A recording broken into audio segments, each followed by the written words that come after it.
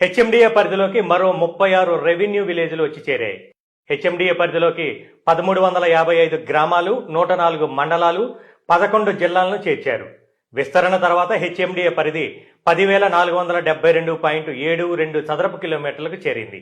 హైదరాబాద్తో పాటు పరిసర ప్రాంతాల అభివృద్ధి కోసం 1975లో హైదరాబాద్ అర్బన్ డెవలప్మెంట్ అథారిటీ అయిన హుడాని 650 చదరపు కిలోమీటర్ల విస్తీర్ణంతో ఏర్పాటు చేశారు. 2008లో అప్పటి ప్రభుత్వం హుడాని హెచ్ఎండిఏగా మార్చింది. దీంతో హెచ్ఎండిఏ పరిధి 7,257 చదరపు కిలోమీటర్లకు పెరిగింది.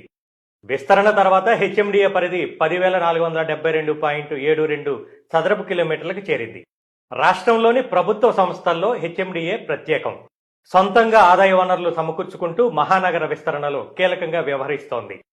గతంలో హుడాగా ఉన్నప్పుడు, ఆ తర్వాత హెచ్ఎండిఏగా అవతరించిన తర్వాత నగర విస్తరణలో భాగంగా మౌలిక సదుపాయాలను కల్పిస్తోంది.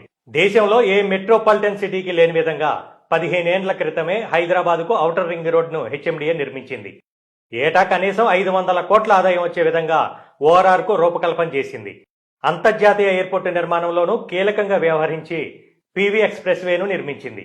తెలుగు తల్లి, బషీర్బాగ్, హైటెక్ సిటీ తదితర 10కి పైగా ఫ్లైఓవర్లను నిర్మించి నగరవాసులకు ట్రాఫిక్ చిక్కులు లేకుండా చేసింది. గత ప్రభుత్వ హయాంలో కోకాపేట, బుద్వేల్, మోకిల్లా, బాచుపల్లి, మేడిపల్లి,